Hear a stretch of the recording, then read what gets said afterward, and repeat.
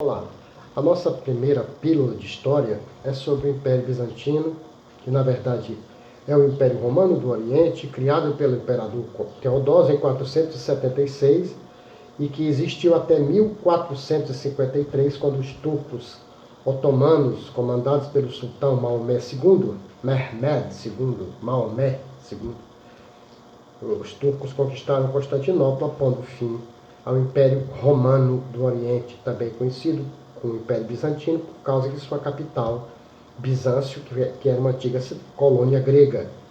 Aí o nome Constantinopla, os gregos continuavam sempre chamando Bizâncio e acabou prevalecendo essa denominação.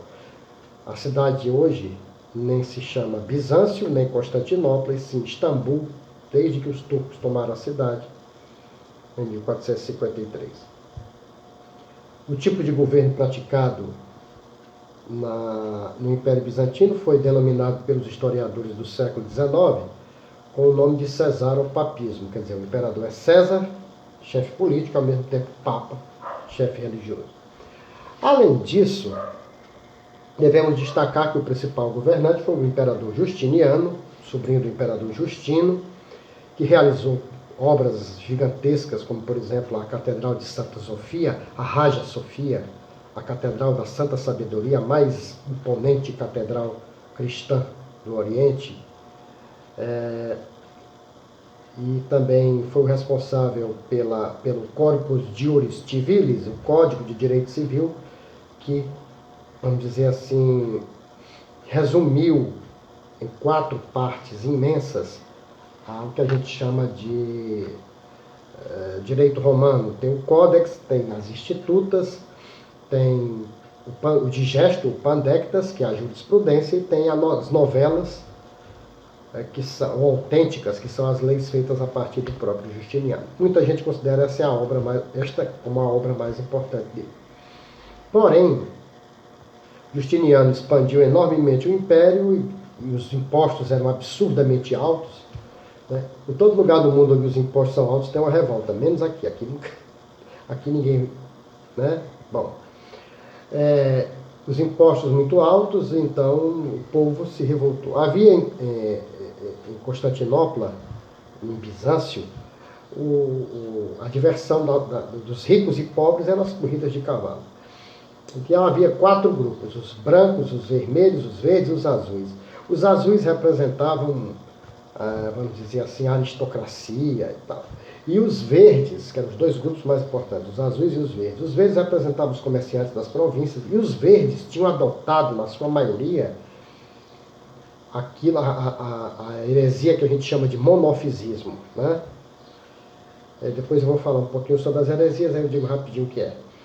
E aí o imperador não menosprezou a capacidade de organização desses grupos, eles se uniram contra ele, e a revolta começou dentro do hipódromo, com a população gritando Nike, Nike, quer dizer, vitória em grego. Os americanos chamam de Nike, Nike. Já tive um aluno que chegou para mim, professor, o que foi a revolta da Nike? Eu digo, eu não sei. Deve ter sido a revolta da Nike brigando com a Adidas ou com a Diadora, sei lá que porcaria foi. Mas o certo é que Nike, a vitória. Foi complicado, mas Justiniano massacrou 35 mil pessoas junto com seu general Belisário, e aquilo esmagou a oposição a ele, e ele governou como um autocrata até o fim de seus dias. Esse foi o principal imperador. Depois dele, o império entrou em decadência, uma decadência lenta, que vai até o século XV, o império vai encolhendo até que os turcos eliminam o império em 1453. Quanto às heresias, a Igreja Católica medieval chamava de heresia toda aquela ideia que era contrária à sua. Então, no Império Bizantino nós tivemos muitas. O monofisismo, que é essa que eu falei agora, que Cristo só tinha uma natureza, só era divino, nunca foi humano. Aí tem o arianismo, que negava do bispo Ário, arianismo é por causa, pense você em arianismo nazista, não. O bispo Ário, isso é o Thor, aqui se intrometendo no meio da aula, aqui, ó. Olha aí aqui pra câmera, Thor. Isso, muito bem. Oh, desça, meu bebê, desça. Vá comer, vá. Ali sua ração. Pronto. Então é assim mesmo, ele se mete de atributo sem ser convidado.